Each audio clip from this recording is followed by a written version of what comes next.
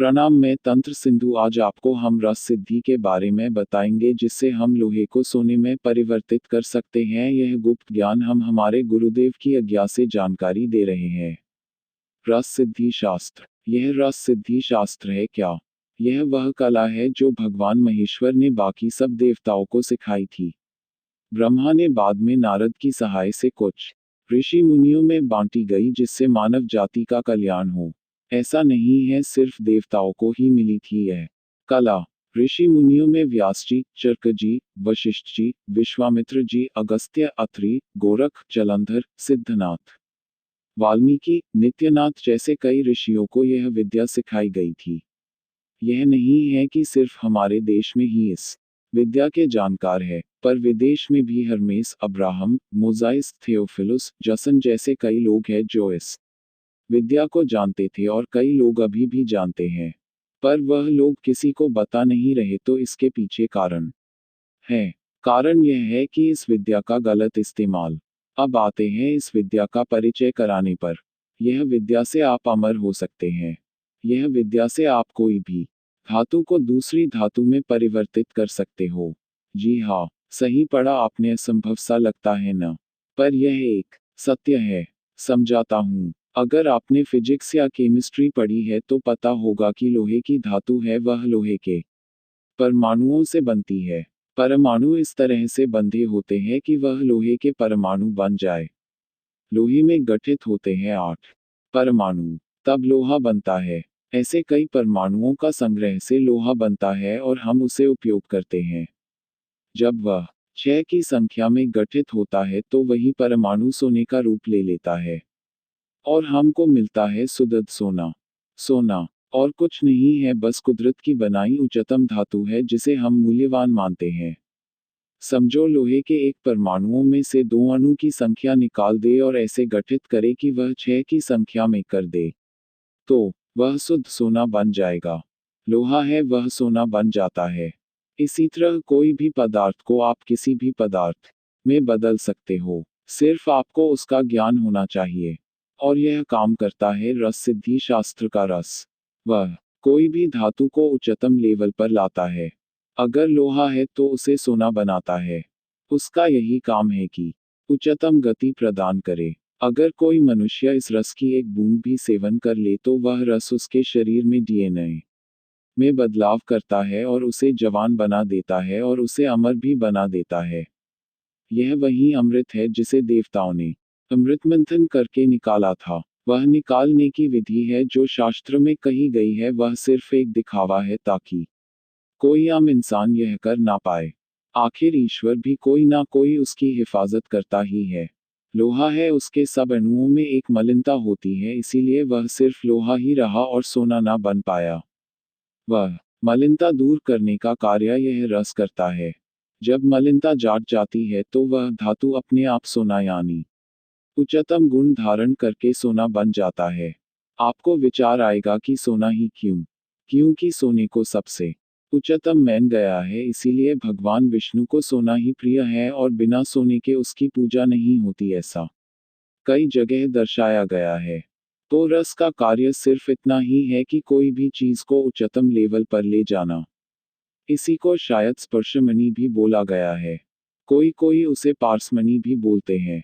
जैसे स्पर्शमणि किसी लोहे को छूता है और लोहा सोना बन जाता है, ठीक उसी तरह यह रस भी वही काम करता है और इसी का नाम स्पर्शमणि है।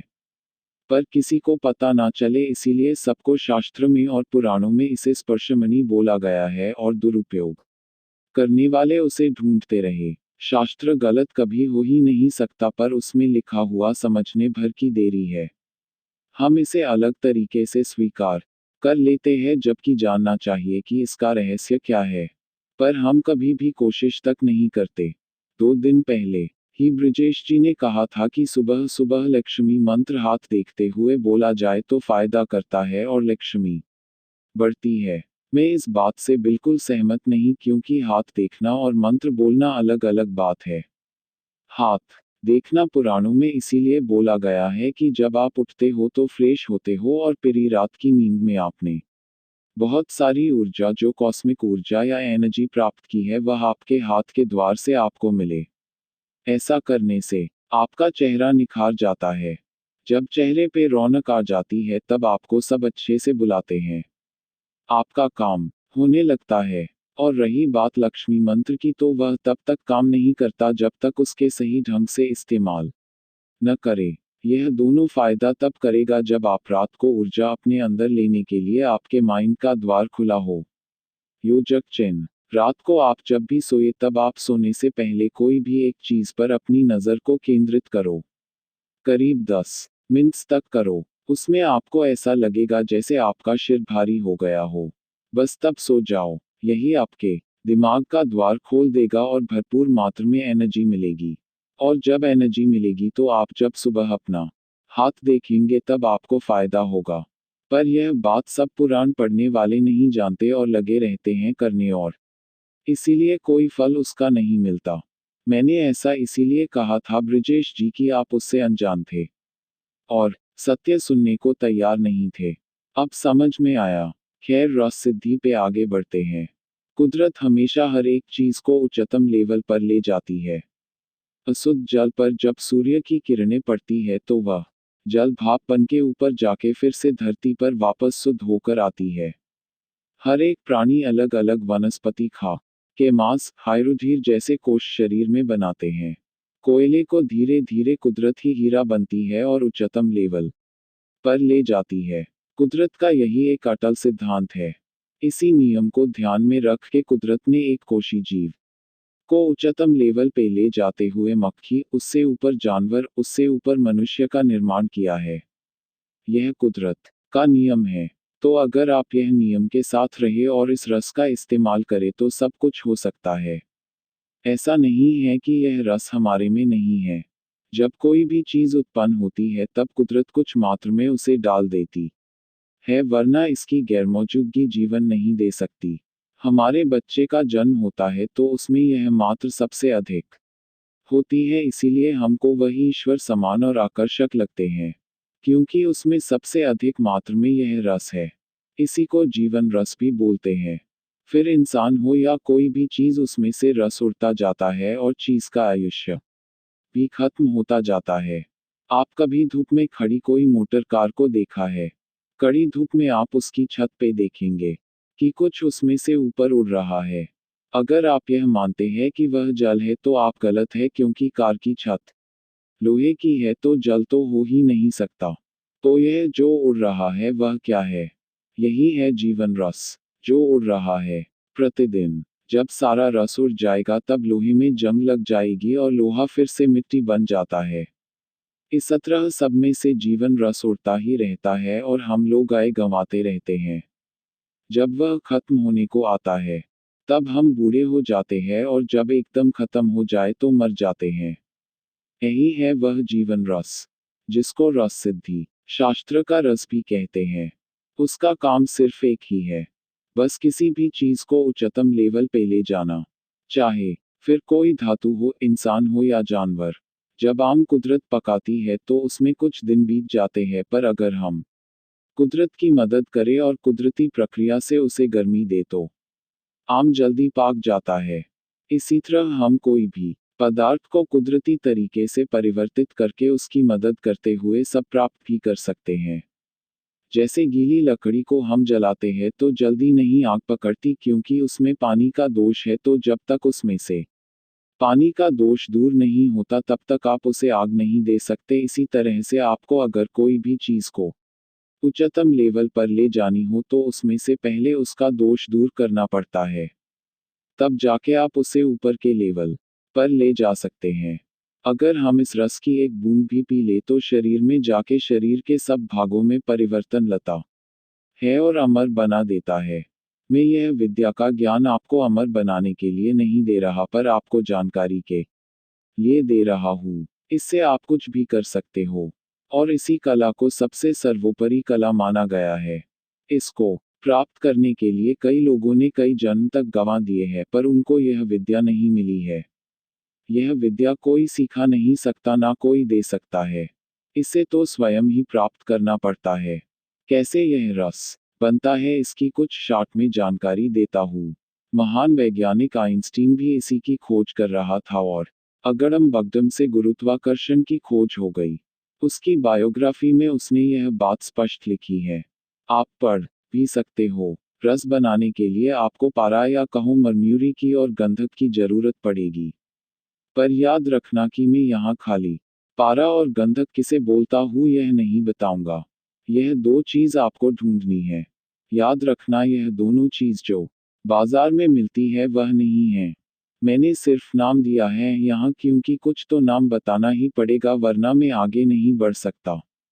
इतना मार्ग बता सकता है कि अगर आप यह सोच रहे हो कि यह दोनों पदार्थ बहुत ही कीमती होंगे तो नहीं, यह दोनों पदार्थ आप रोज देखते भी है पर आपको उसके गुणधर्म का ज्ञान नहीं। एक पदार्थ पुरुष धर्म है और दूसरा स्त्री धर्म। यह दोनों पदार्थों से आपको रस बनाना है। उसके लिए आपको अग्नि की जरूरत पड़ेगी पर यहाँ कौन सी अग्नि है मैं नहीं बता सकता। जी हाँ, अग्नि तीन प्रकार की होती है। एक बाहरी अग्नि, दो भीतरी अग्नि और तीन आंतरिक अग्नि। दो और तीन अग्नि में शायद आप भेद न कर पाए इसीलिए समझाता है। पहली अग्नि है जो लकड़ी आप जल रही देख रहे हो वह बाहरी अग्नि। तो जो लकड़ी जल रही है खुद लकड़ी वह अग्नि यहाँ पर अग्नि और लकड़ी अलग अलग है। अग्नि ने लकड़ी को लपेटा है। तो वह अग्नि और तीन आंतरिक अग्नि वह अग्नि है जो दिखाई नहीं देती। जैसे लकड़ी में छुपी हुई अग्नि तो थी ही, तभी तो आग लग पाई। अगर उसी में आंतरिक अग्नि न छुपी होती तो आप उसे जला नहीं सकते। पानी को इसीलिए न भी जला सकते क्योंकि उसमें आंतरिक अग्नि नहीं होती। तो यह भेद है तीनों अग्नि में। तो इस अम्बी से कौन सी अग्नि का प्रयोग होगा वह मैं न भी बताऊंगा। इस तरह आपको अग्नि देनी है पूरे 10 माह तक उसमें कई तरह के बलावत रहेगा। कई तरह का योग देना पड़ेगा।